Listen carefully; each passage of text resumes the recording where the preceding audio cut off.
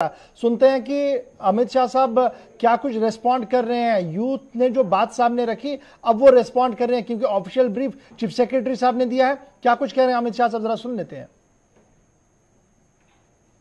की उसकी चिंता हो रही है और कश्मीर के विकास के साथ हम उसको जोड़ते हैं। मित्रों, मल्टी डायमेंशनल प्रोग्राम है। इससे आजीविका का सृजन भी होता है, इससे शिक्षा और कौशल विकास ये भी आगे बढ़ता है। आर्थिक सहायता और आर्थिक अनुदान भी, हमारी बहन बैठी है कौर ने बताया मुझे बहुत सहायता मिली यहां पर, तो आर्थिक अनुदान और आर्थिक सहायता भी मिलती है। परामर्श, एक गाइडेंस भी मिलता है और इसके साथ साथ हेल्थ अपग्रेडेशन के लिए भी बहुत सारी चीजें इसके साथ जोड़ी गई है। सबसे महत्वपूर्ण चीज युवाओं को खेल के साथ जोड़ना है। खेल ऐसी चीज है जो हर युवा ने अपने आप को खेल के साथ जोड़ना चाहिए। खेल ही हमें हारना सिखाता है, खेल ही हमें जीतने का जज्बा आगे ले जाता है। आज हार गया हूं, कल मैं जीत कर आऊंगा। ये युवा का जो स्वभाव बनना चाहिए वो स्वभाव बनता है और इससे पर्यटन और मनोरंजन के साथ भी युवा जुड़ा है। जम्मू कश्मीर सरकार ने मोदी जी के गाइडेंस के अंदर एक लक्ष्य रखा है, प्रत्येक पंचायत में एक यूथ क्लब बने और हर शहरी वार्ड के अंदर एक यूथ क्लब बने। प्रत्येक युवा क्लब को लगभग 25,000 की सहायता देने का एक कार्यक्रम बनाया गया है। 150 से ज्यादा युवा क्लबों को भवन उपलब्ध कराए गए हैं। यूटी वाइड पूरे जम्मू कश्मीर के क्षेत्र के अंदर स्पोर्ट्स एंगेजमेंट प्रोग्राम चालू किया गया है। विभिन्न क्षेत्रों में जैसे आपातकालीन प्रबंधन, स्वास्थ्य, कम्युनिकेशन, स्किल, कैपेसिटी बिल्डिंग और ट्रेनिंग, ये सारे क्षेत्रों में इस यूथ क्लब को जोड़कर इसका मल्टी डायमेंशनल उपयोग पूरे जम्मू कश्मीर के विकास के लिए करने का भारत सरकार ने निर्णय किया है और हमारे एलजी साहब के माध्यम से वो नीचे तक जा रही। कई बार जब कश्मीर का रिव्यू होता था एलजी साहब आते थे, बताते थे, हमें रिपोर्ट भी करते थे, मगर मैं मनोज जी आपको बताता हूं आज मैं आश्चर्यचकित हूं। आपने इतने कम समय में जो किया है बहुत अच्छा किया है। मोदी जी ने जो आपका मार्गदर्शन किया था उसको आप जमीन पर उतारने का काम किया है। वृक्षारोपण, स्वच्छता और समाज की मदद करना, इसके लिए भी ढेर सारी एक्टिविटी यूथ क्लब के माध्यम से हो चुकी। युवा मित्रों, मैं आपको बताना चाहता हूं, युवाओं को एक बात हमेशा याद रखनी चाहिए, जीवन ही संभावनाओं से बहुत भरा हुआ होता है। हर एक व्यक्ति का जीवन संभावनाओं से भरा हुआ होता है। निर्भर उस पर करता है कि आपको जो अपॉर्चुनिटी मिलती है, आपके सामने जो संभावनाएं उपलब्ध है, इसका उपयोग आप कैसे करते हो। क्या आप रोना धोना लेकर बैठना चाहते हो? क्या नेगेटिव माइंडसेट के साथ आगे बढ़ना चाहते हो, या ऑप्टिमिस्टिक माइंडसेट के साथ संभावनाओं का संपूर्ण दोहन कर सब में आगे निकलना चाहते हो? वो युवा ने तय करना है। हर युवा के लिए इस देश में अपार संभावनाएं पड़ी है। स्टार्टअप से लेकर ढेर सारे प्रोग्राम मोदी जी ने चालू करे और मोदी जी ने कई सारे ऐसे प्लेटफॉर्म तैयार करे हैं जिससे हमारे छोटे से छोटे गांव का, जम्मू कश्मीर के मेरे गांव का युवा गांव में रहकर दुनिया के प्लेटफॉर्म पर सीना तान कर खड़ा हो जाए। ऐसे बहुत प्लेटफॉर्म तैयार करें। ये सारी संभावनाओं का दोहन करने के लिए आपको गाइडेंस चाहिए, मार्गदर्शन चाहिए, इंफॉर्मेशन चाहिए और इसके साथ साथ मौका भी चाहिए। ये यूथ क्लब ये तीनों चीजों को आपको उपलब्ध कराएगा। मगर मेरा आपसे, मेरे जीवन के अनुभव से एक मैं आप लोगों को कहना चाहता हूं, लक्ष्य कभी जीवन में छोटा मत रखना। लक्ष्य रखते वक्त ये तय मत करना, ये सोचना मत कि मैं इसको पूरा कर पाऊंगा या पूरा कर पाऊंगी या नहीं कर पाऊंगी, क्योंकि पूरा करना आपका काम नहीं है, वो ऊपर से सहायता करेगा। आप एक बार लक्ष्य तय कर इसी दिशा में द्रुत गति से, स्पीड से चलना चालू करो। ईश्वर जरूर आपकी सहायता करेगा और बड़े से बड़ा लक्ष्य आपके जीवन में आप उपलब्ध कर देंगे। मैंने ढेर सारे जीवन चरित्र को पढ़ा है जिन्होंने ऐसे लक्ष्य रखे,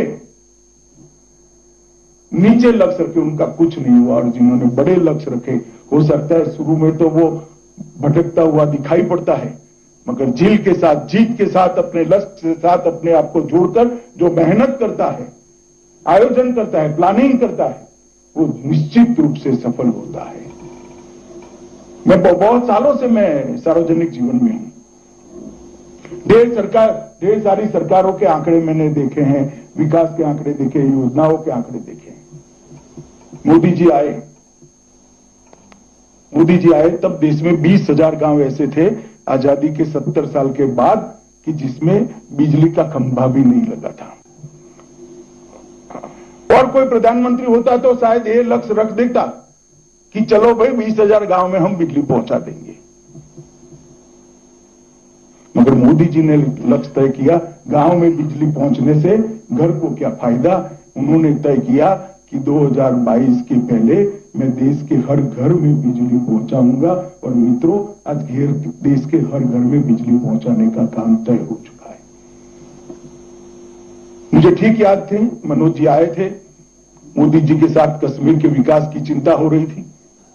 मोदी जी हर बार कश्मीर के विकास का रिव्यू करते हैं, तो प्रधानमंत्री आयुष्मान भारत योजना की बात निकली तो मोदी जी ने कहा कश्मीर ने बहुत घाव सहे हैं, देश भर में प्रधानमंत्री आयुष्मान भारत योजना हर गरीब के लिए है, कश्मीर में प्रधानमंत्री आयुष्मान भारत योजना हर कश्मीरी के लिए होगी, इसमें कोई मर्यादा नहीं होगी, और आज 5 लाख तक का खर्चा हर कश्मीरी परिवार का मोदी जी की प्रधानमंत्री आयुष्मान भारत योजना और सेहत के कॉम्बिनेशन में। अगर लक्ष्य रखते हैं हम तो लक्ष्य अचीव भी होते हैं। मित्रों, 5 अगस्त 2019 का डेट तिथि मैं कोई शब्द छोड़ना नहीं चाहता, कश्मीर के इतिहास में सुवर्णमयी अक्षरों से लिखा जाने वाला तिथि है। कश्मीर के अंदर एक नई शुरुआत हुई। दहशत, आतंकवाद, भय, भ्रष्टाचार, परिवारवाद का अंत होकर शांति, विकास, समृद्धि और सहअस्तित्व के एक नए युग की शुरुआत हुई। इसको ये जम्मू कश्मीर के युवाओं ने बल देना है। ये अपॉर्चुनिटी जो आपको मिल रही है, ये विकास जो आपको दिखाई पड़ता है, मैं विकास के आंकड़े और बाकी सारी बातें भी बताता हूं, क्योंकि ढेर सारा अपप्रचार होता है कि हमें क्या मिला, हमें क्या मिला। आज 45,000 से ज्यादा युवा यहां पर बैठे हैं, सब कहते हैं कि हमें अपॉर्चुनिटी मिली है। जीवन में अपॉर्चुनिटी बहुत बड़ी चीज होती है मित्रों, और बहुत सारा विकास का काम भी शुरू हुआ है, और हम चाहते हैं कि कश्मीर पहले भारत सरकार से मदद आती थी, आज भी आती है, आनी भी चाहिए, क्योंकि बहुत सहा है कश्मीर ने, परंतु एक दिन ऐसा जरूर आएगा कि कश्मीर भारत सरकार के, भारत के विकास के लिए कंट्रीब्यूट करे, लेने वाला नहीं, भारत को देने वाला प्रदेश बने। इस प्रकार का हमारा जम्मू कश्मीर बनाने का लक्ष्य हम लोगों ने रखा, और ये जिम्मेदारी जम्मू कश्मीर के युवाओं की। जम्मू कश्मीर के युवाओं को मैं कहना चाहता हूं मित्रों, आज मैं आपके सामने खड़ा हूं, भारत के गृह मंत्री के नाते खड़ा हूं। मोदी जी ने मुझे भारत के गृह मंत्री की जिम्मेदारी दी। मैं भारतीय जनता पार्टी दुनिया की सबसे बड़े राजनीतिक दल का अध्यक्ष भी रहा, परंतु मेरी कैरियर की शुरुआत एक पोलिंग बूथ के अध्यक्ष से हुई थी। मेरे परिवार का कोई राजनीतिक बैकग्राउंड नहीं है, ना मैं कोई मुख्यमंत्री का बेटा हूं, ना विधायक का बेटा हूं, ना मेरी मां कभी राजनीति में थी, ना मेरे दादे परदादे राजनीति में थे। मगर ये लोकतंत्र की खूबसूरती है, जमहूरियत की खूबसूरती है कि नीचे से मैं इस देश, इतने बड़े देश का गृह मंत्री बन सकता हूं। आप लोग मुझे साच अर्थ में बताना भैया, 5 अगस्त 2019 के पहले कश्मीर का युवा इस देश का वित्त मंत्री या गृह मंत्री या देश का राष्ट्रपति उपराष्ट्रपति बनने का सोच सकता था क्या? 70 साल की जमहूरियत में क्या दिया? 87 विधायक, 6 सांसद और 3 परिवार। मैं नाम लेना नहीं चाहता परिवार का, सब जानते हैं। मोदी जी ने 30,000 चुने हुए प्रतिनिधि देने का काम इतने कम समय के अंदर दिया है। और मैं मानता हूं कि लगभग पंचायत चुनाव में 4,291 निर्वाचन क्षेत्रों में चुनाव हुआ। ब्लॉक विकास परिषद के अंदर 285 तहसील पंचायतों का और जिला परिषद की 280 सीटों का चुनाव हुआ और बढ़ चढ़कर 98% तक लोगों ने वोट डाले हैं। और लगभग 30,000 प्रतिनिधि आज अपने अधिकार का उपयोग करें, अधिकार को प्राप्त किए हैं और जम्मू कश्मीर की सेवा करें। जो लोग चिल्ला रहे हैं वो इसलिए चिल्ला रहे हैं कि जमहूरियत, लोकतंत्र 3 परिवारों की गिरफ्त से निकल एक गरीब के घर में गई है। हर पंचायत में एक वार्ड का सदस्य आया है, तहसील पंचायत में उसका एक तहसील पंचायत का सदस्य आया है, ब्लॉक का सदस्य आया है, हर जिला पंचायत में जिला पंचायत का सदस्य आया है। लोकतंत्र को घास रूट लेवल पर परकोलेट करने का काम नरेंद्र मोदी जी ने किया है और जम्मू कश्मीर में सात अर्थ में इतने सालों के बाद लोकतंत्र की शुरुआत करी है।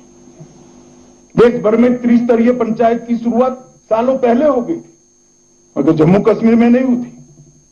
और मैं मानता हूं कि बहुत बड़ी अपॉर्चुनिटी अगर किसी को मिली है तो सबसे बड़ी अपॉर्चुनिटी हमारे युवाओं को मिली है।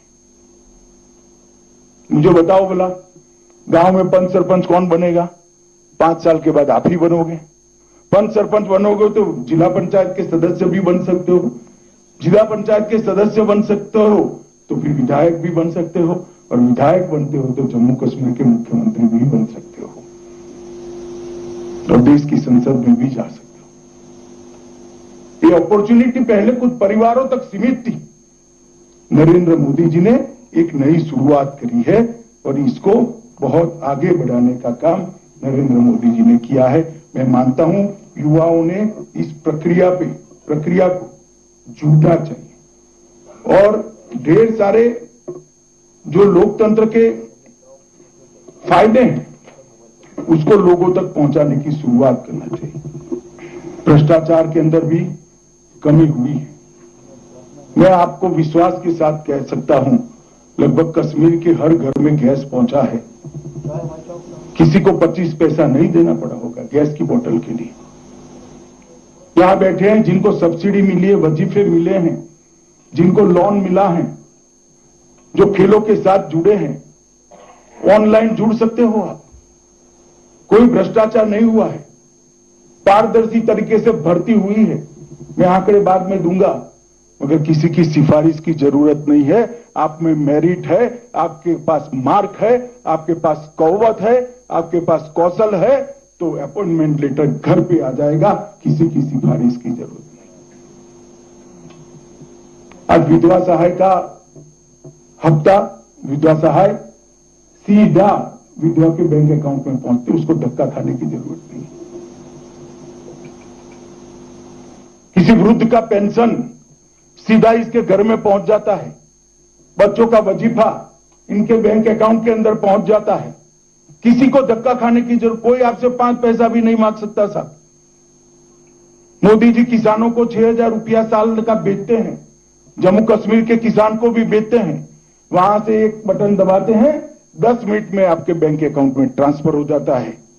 मैं जम्मू कश्मीर के युवाओं को पूछना चाहता हूं, इस प्रकार की व्यवस्था क्या अभी हमने कभी सोची थी? 5 अगस्त 2019 के पहले संभव था क्या? ये पारदर्शिता और ये भ्रष्टाचार का खात्मा जम्मू कश्मीर के विकास की नींव है। मेरी बात याद है, इस राज्य को भ्रष्टाचार ने दिमक की तरह इसकी जड़ें खोखली करी थी। हम उसमें से बाहर लाने का काम भारत के प्रधानमंत्री नरेंद्र मोदी जी ने किया है। तो मैं आप लोगों को बड़े दुख और दर्द के साथ एक बात बताना चाहता हूं। आजादी के बाद पर हेड किसी राज्य को सबसे ज्यादा भारत सरकार ने मदद करी है तो जम्मू कश्मीर में, मगर गरीबी गई क्या, बेरोजगारी गई क्या, इंफ्रास्ट्रक्चर बढ़ा था क्या? इंफ्रास्ट्रक्चर तो अब बढ़ने लगा, गरीबी जाने का अब जरिया हुआ, रोजगारी अब मिलने बोली। पढ़ाई लिखाई के लिए यहां से पाकिस्तान जाते थे। मनोज जी, कितनी मेडिकल कॉलेज बना दी? 7 नए मेडिकल कॉलेज बनाए, 11 नर्सों की कॉलेजें बनाई हैं। जम्मू कश्मीर के युवाओं को, यहां के गरीब मां बाप के तेजस्वी बच्चों को डॉक्टर बनने के लिए अब जम्मू कश्मीर के बाहर जाने की जरूरत नहीं है। और कई साल पहले यहां शुरू होना चाहिए था, मगर नहीं हो पाया। मित्रों, एक दावा था कि आतंकवाद बढ़ जाएगा। 2004 से 14 के, मैं पुराने 90 के तो आंकड़े लाने बोलना भी नहीं चाहता, उसमें 2081 नागरिकों का मृत्यु हुआ था, प्रतिवर्ष 208, और 14 से 21 अब तक प्रतिवर्ष 30 लोगों की मृत्यु हुई। आतंकवाद कम हुआ है, पथराव अदृश्य हो गया है। और मैं आपको विश्वास दिलाना चाहता हूं, जम्मू कश्मीर की शांति को जो लोग खलल पहुंचाना चाहते हैं, हम उनके साथ सख्ती से निपटेंगे। ये जो विकास की यात्रा शुरू हुई है, इसमें कोई भी रोड़ा नहीं डाल पाएगा। ये हमारा कमिटमेंट है और हम इसी रास्ते पर आगे बढ़ेंगे। और मित्रों, मैं इसमें ज्यादा आंकड़ों में जाना नहीं चाहता, मगर इतना जरूर कहना चाहता हूं कि अब तक 40,000 से ज्यादा सब मिलाकर, सेना, दहशतगर्द और नागरिक, सुरक्षाकर्मी, सेना सब मिलकर 40,000 लोगों की जान गई है। इसे हमें खत्म करना है या नहीं करना है? दहशतगर्दी और विकास दोनों एक साथ संभव है क्या? आप बताइए मुझे, संभव है? हो सकता है क्या? कभी नहीं हो सकता। विकास की पहली शर्त है यहां शांति हो। और कौन इसको निकालेगा? सरकार निकाल सकती है क्या? ना भाई ना। सरकार तो प्रयास कर सकती है। दहशतगर्दी को निकालने का काम मेरे यूथ क्लब के आज मेरे सामने उपस्थित 45,000 युवाओं ने करना है, आप लोगों ने करना है। आप लोगों ने शांति और विकास का दूत बनकर समग्र जम्मू कश्मीर के युवाओं में संदेश लेकर जाना है कि ये रास्ता नहीं है हमारे जीवन को आगे बढ़ाने का, ये रास्ता हो ही नहीं सकता। और पाकिस्तान की बात करने वालों को मैं कई जवाब दे सकता हूं, मगर मैं वो जवाब देने यहां नहीं आया। मैं तो मेरे युवा भाई बहनों के साथ बात करने आया। मैं आपको पूछना चाहता हूं, पास में ही पाक ऑक्यूपाई कश्मीर है। हमें तो अभी जम्मू कश्मीर में जो विकास है इससे संतोष नहीं है, परंतु अभी भी यहां का जम्मू कश्मीर और पाक ऑक्यूपाइड जम्मू कश्मीर का एक बार तुलना कर देना, क्या मिला? गरीबी के अलावे क्या मिला? अंधेरे के अलावे क्या मिला? धुएं के अलावे क्या मिला? आज भी घर में लकड़ियां और टहनियां जलाकर खाना पकाया जा रहा है। और यहां विकास के एक नए दौर की शुरुआत हुई। मैं सभी युवा साथियों को अपील करने आया हूं कि यहां पर मोदी जी ने युवाओं के लिए एक बहुत बड़ी शुरुआत करी है। सर्विस सिलेक्शन बोर्ड द्वारा 25,000 सरकारी नौकरी ये 2 साल के अल्पकाल के अंदर एक पैसे के भी भ्रष्टाचार के बगैर दिए। 7,000 नियुक्ति पत्र कल ही देने जा रहे। खादी द्वारा मधुमक्खी हो या इलेक्ट्रॉनिक चाक हो, मिट्टी के बर्तन बनाने वाले, और मेरा तो आप सभी से निवेदन है कि जो कम पढ़े लिखे युवा है उनको खादी ग्रामीण विकास बोर्ड के साथ जोड़िए। एक मधुमक्खी का डिब्बा लाकर घर पे रख देंगे, 2-3 हजार रुपया कमा लेगा। एक मिट्टी के बर्तन बनाने का इलेक्ट्रिक चाक लेकर आएगा, वो 5,000 रुपया कमा लेगा। उनको जोड़िए आप खादी विकास बोर्ड के साथ। उनको लगभग 4 लाख लोगों को रोजगारी देने की शुरुआत हुई। जहां तक इन्वेस्टमेंट का सवाल है, अभी मनोज जी ने कहा कि एक नई इन्वेस्टमेंट पॉलिसी लेकर आई है भारत सरकार, औद्योगिक नीति लेकर आई, और मोदी जी ने मन खोलकर कश्मीरी युवाओं के लिए इसमें मदद भेजी है। पूरे देश भर में इतनी लुक्रेटिव, आकर्षक औद्योगिक नीति किसी भी राज्य की नहीं, और इसी का कारण है कि एक बार तो आजादी से अब तक 15,000 से ज्यादा करोड़ का इन्वेस्टमेंट आया था। अब तक औद्योगिक नीति को आए अभी 6 महीना भी नहीं हुआ है, 12,000 करोड़ का इन्वेस्टमेंट जम्मू कश्मीर राज्य में आ चुका है। घाटी में 5,000 और 7,000 जम्मू में, 12,000 करोड़ का, एक और 70 साल का और एक और 6 महीने का। मुझे पूरा भरोसा है कि देखते देखते हम 2022 के पहले 50,000 करोड़ का इन्वेस्टमेंट क्रॉस कर जाएंगे।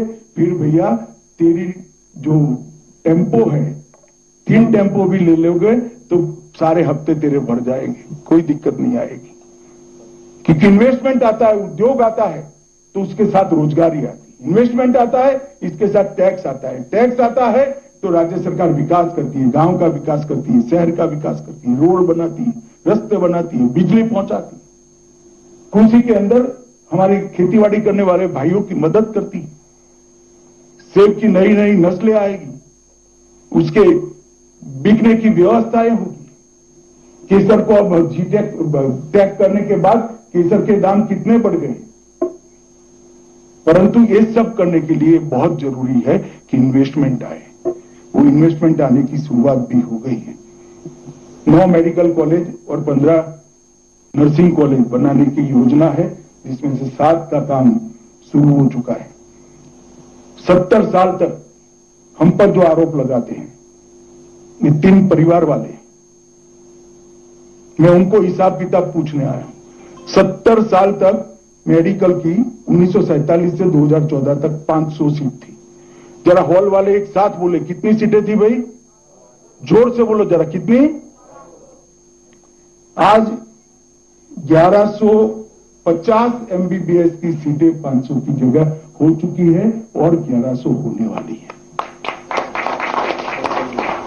आप कल्पना कर सकते हैं 2000 बच्चे 1 साल के डॉक्टर बनकर बाहर निकलेंगे। 14 डेंटल की सीटें निकलवा पीजी की और 600 पैरामेडिकल सीटें निकलेंगी। इसके साथ आईआईटी आपके लिए यहां है, किसी को अब दिल्ली जाने की जरूरत नहीं है। एनआईटी यहां आ चुका है, आईआईएम यहां आ चुका है, निफ्ट यहां आ चुका है, आईआईएमसी यहां आ चुका है, कैंसर इंस्टीट्यूट यहां आ चुके हैं, पॉलिटेक्निक कॉलेज आ चुके हैं। मुझे बताइए 70 साल क्यों नहीं हुआ? क्यों नहीं हुआ? क्योंकि उनको विकास नहीं करना था, भावनाओं को भटकाकर सियासत कर अपना राजनीतिक खेल खेलना था, अपने परिवार के अंदर सत्ता को बांध कर रखना था। जमहूरियत इसके लिए नहीं होती। जमहूरियत इसके लिए होती है कि देश का पैसा अंतिम से अंतिम गरीब व्यक्ति तक पहुंचे, विकास अंतिम से अंतिम गरीब व्यक्ति तक पहुंचे, और नरेंद्र मोदी जी ये चाहते हैं। मित्रों, ढेर सारी चीजें हैं कहने के लिए, मगर मैं इतना कहना चाहता हूं कि मोदी जी की जो फ्लैगशिप कार्यक्रम है उस सब का सबसे अच्छा इंप्लीमेंटेशन अगर देश भर में कहीं हुआ है तो मैं दावे के साथ कह सकता हूं कि मेरे जम्मू और कश्मीर में हुआ है। लगभग स्वच्छ भारत मिशन का काम यहां पर पूरा हो चुका है। हर घर में शौचालय पहुंचाया गया है। प्रधानमंत्री आवास योजना के तहत 54,900 मतलब 55,000 गरीबों को घर देने की कार्यक्रम शुरू हो गया है, और उसमें से 11,000 लोगों को घर देने का काम पूरा भी हो चुका है। ये 55,000 लोग पूछते हैं कि 70 साल तक मुझे क्यों घर नहीं मिला था। मैं उनको कहना चाहता हूं 5 अगस्त 2019 के बाद आपको घर मिलने का रास्ता खुल गया है। डेमोक्रेसी यहां नीचे तक परकोलेट हुई। जल जीवन मिशन के तहत 2 जिलों में हर घर में नल से जल पहुंचाने का काम समाप्त हो गया है और 11 जिलों में 2021 दिसंबर के पहले हम समाप्त कर देंगे, 7 जिलों में सितंबर 22 के पहले समाप्त कर देंगे। तो अगले साल पूरे जम्मू कश्मीर के अंदर हर घर में नल से शुद्ध पीने का पानी मिलने की व्यवस्था हम करेंगे। वो भी 70 साल तक नहीं हुआ। सभी स्कूल्स और आंगनवाड़ी में पाइप से पानी पहुंच गया है। सेहत कार्यक्रम के तहत सेंटर को भी सब सारे अस्पतालों को भी पहुंच चुका है। सेहत के तहत हर नागरिक को 5 लाख तक अपने स्वास्थ्य के रिलेटेड कोई भी खर्चा किसी को करने की जरूरत नहीं। सबसे पहला टीका 100% कहां लगा मालूम है आपको? कोरोना का टीका 100% कहां लगा मालूम है? अपने जम्मू कश्मीर में भारत में सबसे पहला टीका लगाने का काम 100% होगा और दूसरा टीका भी 50% क्रॉस कर गया है। ये कैसे होता है? क्योंकि मोदी जी के मन में कश्मीर की प्रायोरिटी है, तब जाकर होता है। आज कश्मीर से अंदर से कोरोना को भगाया, तीसरी लहर नहीं आई, मगर आए तो क्या? ऑक्सीजन प्लांट सबसे ज्यादा आबादी के हिसाब से जम्मू कश्मीर को दिए गए। लगभग ढेर सारी योजनाएं जिसके अंदर सौभाग्य, इंद्रधनुष, उज्ज्वला गैस देने की, उजाला बल्ब देने की, ये सारी योजनाओं का 100% लक्ष्य जम्मू कश्मीर के अंदर पूरा कर लिया गया है। विद्यार्थियों की 5 छात्रवृत्ति योजनाओं में 100% छात्रवृत्ति देने का काम समाप्त हो गया है। लगभग 5.5 लाख विद्यार्थियों को वजीफा मिल रहा है, 5.5 लाख, और कोई भी चोलिया नहीं, सीधा आपके बैंक अकाउंट के अंदर। किसानों के लिए जो योजनाएं की है वो सबको मिलती है। पीएम किसान के तहत लगभग 12 लाख किसानों को कवर किया गया है। कौशल विकास की सब्सिडी भी सबसे ज्यादा पर हेड देने का काम हमने यहां पर किया है।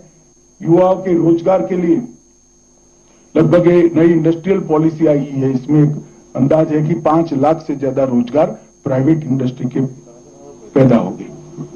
4 श्रेणी के 10,000 रिक्त पदों के सामने 8900 लोगों का भर्ती का काम समाप्त हो गया है। संघ सेवा आयोग ने परीक्षा आयोजित कर 830 लोगों का चयन कर दिया है। बैंक के नीचे जैसे यहाँ कुछ युवाओं को लोन मिला है, ऐसे लगभग 20,000 लोन दे दिए गए हैं। 4500 यूथ क्लब जो आज के कार्यक्रम में मेरे सामने, ढेर सारे ऐसे कार्यक्रम। बॉम्बे स्टॉक एक्सचेंज को भी एक्टिव कर 5,000 युवाओं को 360 डिग्री फाइनेंशियल सेवाओं का प्रशिक्षण देकर उनको नौकरी मिले, इस प्रकार की व्यवस्था की। ढेर सारा काम कर रहे हैं। पहाड़ी लोगों को लिए रिजर्वेशन किया। अंतर्राष्ट्रीय सीमा आईबी के पास के गांवों के लिए भी रिजर्वेशन करा। आर्थिक रूप से कमजोर वर्ग के लिए रिजर्वेशन किया। अब ट्राइबल जातियां भी घोषित हो जाएगी, अनुसूचित जातियां भी घोषित हो जाएगी। मेरे पहाड़ पर रहने वाले और गुर्जर भाइयों को भी रिजर्वेशन का फायदा मिलने वाला है। विधवा महिलाएं, असहाय महिलाएं, वृद्ध और विकलांग का वजीफा हर महीने टाइम टू टाइम वहां पहुंचा दिया जाता है। इसके साथ साथ मैंने जो कहा पहले ही, इन्वेस्टमेंट बहुत आने लगा है। लगभग पर्यटन के लिए भी पर्यटकों की संख्या में ढेर सारी बढ़ोतरी।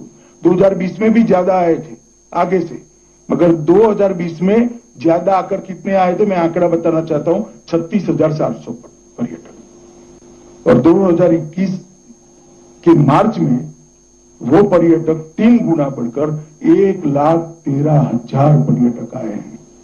जो युवा ने टैक्सी ली है ना, और जो होम स्टे की योजना में लगे, उनको मालूम पड़े कि 3 गुना काम हमने किया है। सिंचाई और कृषि के लिए भी ढेर सारा काम किया गया है। रोड कनेक्टिविटी के लिए भी ढेर सारा काम किया गया है। मैं कल एक सार्वजनिक कार्यक्रम में बताने वाला हूं। योजनाओं का तो, इंफ्रास्ट्रक्चर का तो अंबार लगा है। जल विद्युत के प्रोजेक्ट हो या रोड हो, ढेर सारे प्रोग्राम शुरू किए हैं। मित्रों, लगभग प्रधानमंत्री विकास पैकेज की 55,000 करोड़ की योजनाएं शुरू हो चुकी है। मैं इसके नाम में जाना नहीं चाहता। मगर मैं एक बात मन से करना आया। 2019 के बाद यहां कुछ गिने चुने लोगों ने बहुत होहल्ला मचाया कि यहां कर्फ्यू क्यों डाला गया है, यहां इंटरनेट क्यों बंद कर दिया गया। मैं तो जवाब देता हूं, मगर पहले मैं एक सवाल पूछना चाहता हूं।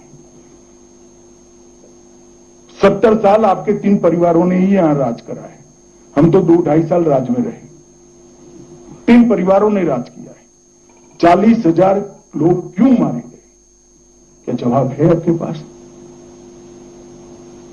और उस वक्त जिस प्रकार से भावनाएं भड़काने का एक कार्यक्रम बना था, षड्यंत्र था, कुछ विदेशी ताकतें भी वो षड्यंत्र में जुड़ी थी। अगर हम कर्फ्यू न करते तो न जाने कितने बूढ़े बाप अपने युवा बेटों का जनाजा कंधे पर लेकर जनाजे निकालते होते। कौन बचा है कर्फ्यू डालने से? कोई मुझे बताएगा कौन बचा है? कश्मीर का युवा बचा है।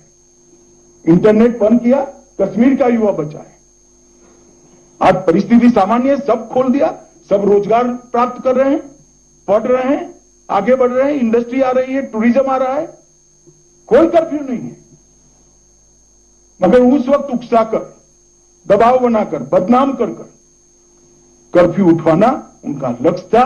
कर्फ्यू उठेगा, दहशतगर्दी बढ़ेगी, लोगों का संघर्ष होगा पुलिस के साथ और लोग मारे जाएंगे और हमारी राजनीतिक रोटियां हम सेकते रहेंगे।